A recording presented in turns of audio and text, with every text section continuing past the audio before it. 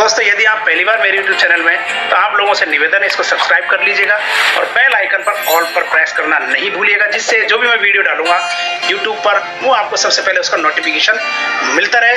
तो बिना देरी के शुरू करते हैं इस बेहतरीन टॉपिक वीडियो की तरफ। यहाँ पर एक गवर्नमेंट का ऑर्डर है, यहाँ देख लीजिए। राजस्थान सरकार वित्त विभाग रूल डिवीजन का 22 अगस्त 2025 को मीटिंग नोटिस जारी हुआ था।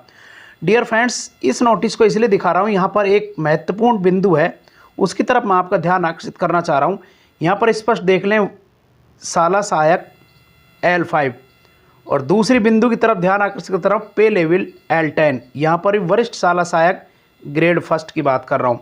यानी अज्ञात सूत्रों से हाल ही में मालूम हुआ है कि जो L5 है वो केवल STC बीएड और 12वीं पास जो व्यक्ति हैं वो साला सहायक L5 पर रहेंगे प्रथम बार में, और उसके बाद में L10 में वो कॉन्ट्रैक्चुअल एम्प्लॉय रहेंगे जिन्होंने RTET या रीट उत्तीर्ण NCT यानी national council for teacher education राष्ट्रीय अध्यापक शिक्षा परिषद के गाइडलाइन के अकॉर्डिंग रीट पास की है, वो इसमें रहने वाले हैं। तो इन सभी चीज़ों का एनालिसिस करूंगा। आखिर जो कॉन्ट्रैक्चुअल एम्प्लॉई हैं जिन्होंने RTET 2011, रीट 2015, रीट 2021 और 22 यानी चारों में पार्टिसिपेट किया है, तो उनकी जो वैलिडिटी है वो लाइफ टाइम रहने वाली है।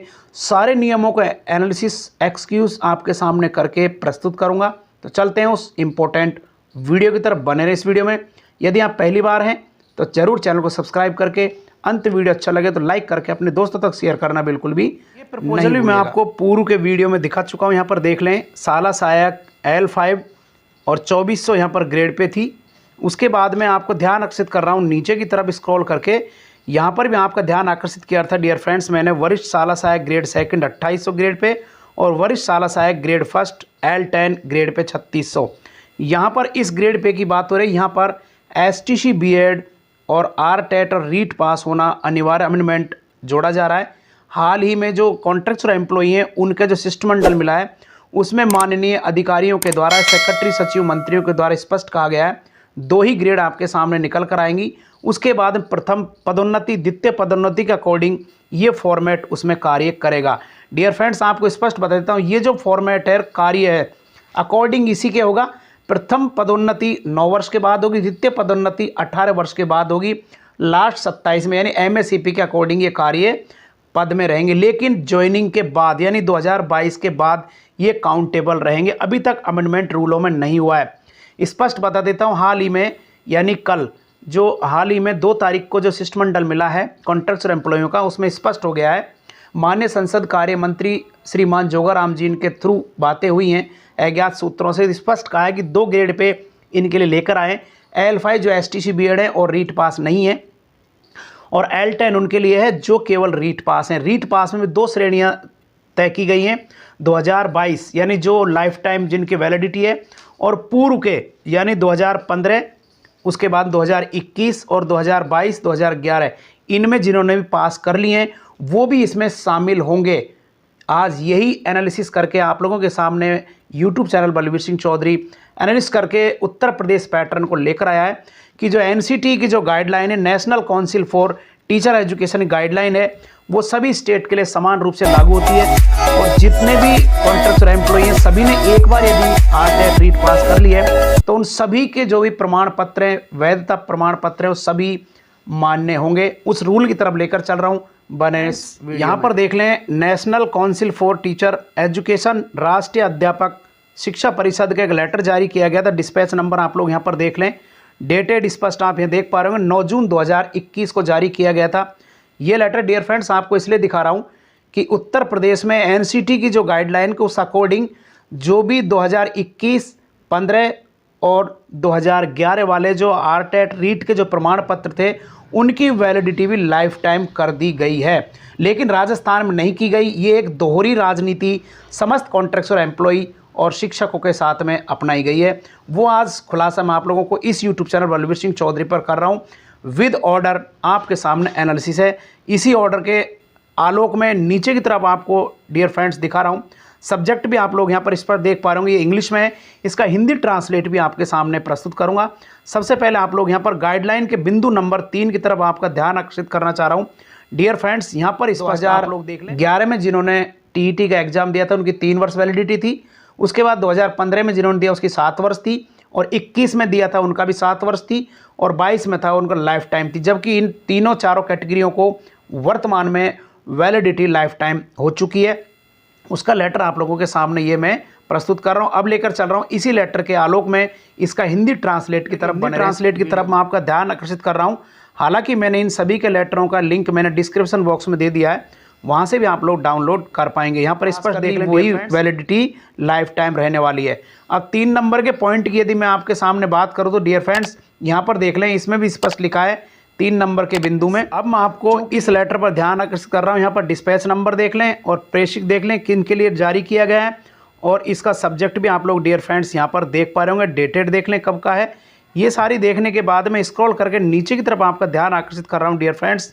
यहाँ पर देख लें स्पष्ट लिखा हुआ है कि एनसीटी के पत्र दिनांक इतने के द्वारा दिए गए दिशा निर्देश के क्रम में मुझे ये कहने का निर्देश हुआ है कि शासन द्वारा सम्यक विरोधोपरांत पूर्वव्यापी प्रभाव से दिनांक 11 फरवरी 11 के उपरांत उत्तर प्रदेश शिक्षक पात्रता परीक्षा के उत्तीर्ण अभ्यर्थियों को प्रमाण पत्र की वैधता वैलिडिटी को 5 वर्ष के स्थान पर आजीवन मान्य किए जाने का निर्णय लिया गया है। अतः कृपया कार्रवाई करने का कष्ट करें।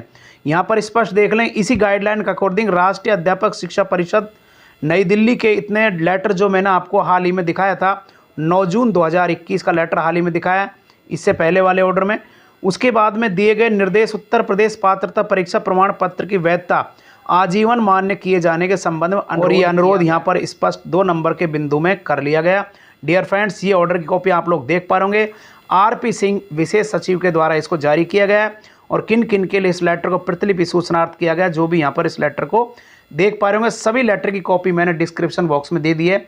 यानी जितने भी कॉन्ट्रैक्ट्स और एम्प्लॉई हैं जिन्होंने 2011 में या 2015 में या 2021 में आरटेट या रीट शिक्षक पात्रता परीक्षा पास की है, वो सभी की वैलिडिटी लाइफ टाइम रहने वाली है। डियर फ्रेंड्स, जितने भी सेक्रेटरी सचिव मंत्री हैं उन सभी को, जो भी कॉन्ट्रैक्ट्स और एम्प्लॉई हैं, उनका जो शिष्टमंडल है वो इन लेटरों की कॉपी अपने डेलीगेशन या ज्ञापन के साथ में एनेक्सर करके दें, और उनको बताएं कि एनसीटी की जो गाइडलाइन है, यानी national council for teacher education, राष्ट्रीय अध्यापक शिक्षा परिषद की गाइडलाइन है, पूरे भारत में एक साथ अमेंडमेंट की जाती है, वो सभी पर समान रूप से लागू। जो एनसीटी गाइडलाइन है वो लेटर दिखा दिया। उसके बाद 16 जून 2021 को आरपी सिंह जो विशेष सचिव हैं उत्तर प्रदेश के, उनका लेटर दिखाया। अब मैं आपको लेकर आया हूँ जो मेन सेक्रेटरी हैं परीक्षा नियामक प्राविधि उत्तर प्रदेश प्रयागराज के, जो 12 जुलाई 2021 को लेटर जारी किया गया प्रमाण पत्रों की लाइफ टाइम वैलिडिटी के लिए। उस लेटर की तरफ आपका ध्यान यहाँ पर स्पष्ट देख पा रहे होंगे आप।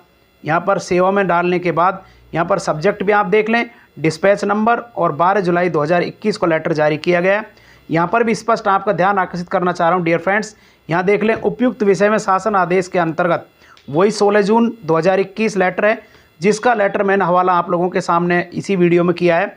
उसके संदर्भ में ग्रहण करने का कष्ट करें, जिसके द्वारा एनसीटी के पत्रांक 9 जून 2021 हाल ही मैंने आपको जिसकी डेट बताई थी, वो दिए गए निर्देशों के अनुक्रम में शासन द्वारा सम्यक विचार उपरांत पूर्वव्यापी प्रभाव से दिनांक 11 फरवरी 2021, ये डेट भी मैंने आपको लेटर में दिखाई है। उसके बाद उपरांत उत्तर प्रदेश शिक्षक पात्रता परीक्षा के उत्तीर्ण अभ्यर्थियों के प्रमाण पत्र की वैधता रीवैलिडेट यानी पुनः समीक्षा पुनः वैध करते हुए 5 वर्ष के स्थान पर आजीवन मान्य किए जाने का निर्णय किया गया है। डियर फ्रेंड्स, ये लाइन वेरी इंपॉर्टेंट है जिसको मैंने अंडरलाइन किया है। यानी 5 वर्ष वो थे जो 2011 में 3 वर्ष थे, 11 के बाद 21 में 5 वर्ष थे, उसके बाद 7 वर्ष किए गए, फिर लाइफ टाइम किया गया। उसके बाद यहाँ पर स्पष्ट देख लें, अतः उक्त शासन आदेश दिनांक 16 जून 2021 द्वारा लिए गए निर्णय के क्रम में निर्देशित किया जाता है उत्तर प्रदेश के शिक्षक पात्रता परीक्षा उत्तीर्ण समस्त अभ्यर्थियों को पूर्व निर्गत यानी पहले के प्रमाण पत्र जो प्राप्त हैं उन प्रमाण पत्रों में अंकित वैधता, स्पष्ट देख लें डियर फ्रेंड्स, अंकित वैधता के तहत को परीक्षा फल घोषित होने की तिथि से आगामी 5 वर्षों के स्थान पर रिवैलिडेट करते हुए आजीवन मान्य किया जाए। स्पष्ट यहाँ पर देख लें, लाइफ टाइम वैलिडिटी कर दी गई। डियर फ्रेंड्स, यहाँ पर स्पष्ट देख पा रहे होंगे, यहाँ पर सेक्रेटरी के ऑर्डर देख लें आप लोग, स्पष्ट यहाँ देख पा रहे होंगे परीक्षा नियामक प्रावधान उत्तर प्रदेश प्रयागराज सेक्रेटरी के द्वारा इस लेटर को जारी किया गया, जैसा आप लोग स्क्रीन पर देख पा रहे होंगे। डियर फ्रेंड्स, खुशी की बात है, जितने भी कॉन्ट्रैक्चुअल एम्प्लॉई हैं वो स्पष्ट ध्यान रखें, जिनका 2011 में, 2015 में और 2021 में जिन्होंने आरटेट रीट शिक्षक पात्रता परीक्षा पास कर ली, यानी राजस्थान शिक्षक पात्रता परीक्षा, राजस्थान टीचर एलिजिबिलिटी टेस्ट 2011 में, उसके बाद में रीट आया Rajasthan eligibility examination for teacher 2015-2021 में, उन सभी की वैलिडिटी लाइफ टाइम हो चुकी है, केवल राजस्थान को छोड़कर। राजस्थान में ये मेमोरेंडम दिया जाए सेक्रेटरी, शासन सचिव एजुकेशन और चीफ सेक्रेटरी को, माननीय शिक्षा मंत्री को, तो राजस्थान में भी उनको ये कार्य करना पड़ेगा। डियर फ्रेंड्स, जितने भी कॉन्ट्रैक्चुअल एम्प्लॉई हैं उन सभी के लिए L10 साला सहायक वरिष्ठ ग्रेड प्रथम हार्दिक मुबारक। अब आपको बताता हूं, जितने भी गवर्नमेंट के कॉन्ट्रैक्चुअल एम्प्लॉई हैं या रेगुलर एम्प्लॉई हैं, उनको रीट से किस किस प्रकार से लाभ प्रभावित होना पड़ेगा, किसकी क्या क्या वैलिडिटी है, उस एनेक्सर एनालिसिस की तरफ लेकर चल रहा हूं। बने रहें। ये यहाँ पर माननीय सुप्रीम कोर्ट के ऑर्डर हैं 1385/2025 सिविल अपील नंबर हैं, जैसा आप लोग स्पष्ट यहाँ पर देख पा रहे होंगे। डियर फ्रेंड्स, यहाँ पर आरटेट रीट को लेकर निर्णय हुआ है, वो सारी अपीलों की कॉपियाँ इसमें एनेक्सर की गई हैं, जैसा आप लोग स्पष्ट यहाँ पर देख पा रहे होंगे। डियर फ्रेंड्स, यहाँ पर इनकी कॉपी मैंने डिस्क्रिप्शन बॉक्स में दे दी है, किस प्रकार से इनमें एक्सरसाइज निर्णय किया गया है ये यहाँ पर देख पा रहे होंगे। 110 पेज हैं, सभी का लिंक मैंने डिस्क्रिप्शन बॉक्स में दे दिया है। इसकी शॉर्ट समरी एनालिसिस समीक्षा की तरफ लेकर चल रहा हूं। बने रहे फ्रेंड्स। यहाँ पर कोर्ट ऑर्डर का जो सारांश है, माननीय सुप्रीम कोर्ट ऑर्डर का सारांश, उसमें देख लें क्रम संख्या, श्रेणी, सुप्रीम कोर्ट का निर्णय और आदेश। यहाँ पर स्पष्ट देख पा रहे होंगे, पहले कॉलम को यदि हम एनालिसिस करते हैं तो पहले कॉलम में स्पष्ट आप लोगों के सामने देखने को मिलेगा कि 29 जुलाई 2011 से पहले नियुक्त जो टीचर हैं उनकी नौकरी सुरक्षित रहेगी और इंक्रीमेंट और इंसेंटिव और सैलरी मिलते रहेंगे। पदोन्नति के लिए टीटी पास करना अनिवार्य होगा, पहले से मिली प्रमोशन सुरक्षित उनकी रहने वाली है। और यदि हम उसके बाद में 29 जुलाई 2011 के बाद नियुक्त जो टीचर है उनकी बात करें तो उनके लिए टीटी पास करना अनिवार्य है और बिना टीटी के पास किए न तो नियुक्ति मिलेगी और न ही उनके लिए पदों की पदोन्नति मिलेगी। 3 नंबर की यदि हम बात करें एनालिसिस करने के बाद, डियर फ्रेंड्स, यहाँ पर देख लें, पहले से प्रमोटेड या पुराने शिक्षक उनके लिए यहाँ पर स्पष्ट है 2011 से पहले नियुक्त और बाद में प्रमोट हुए शिक्षक प्रमोशन पद सुरक्षित रहेंगे और भविष्य में किसी भी नए प्रमोशन के लिए टीटी पास करना जरूरी है।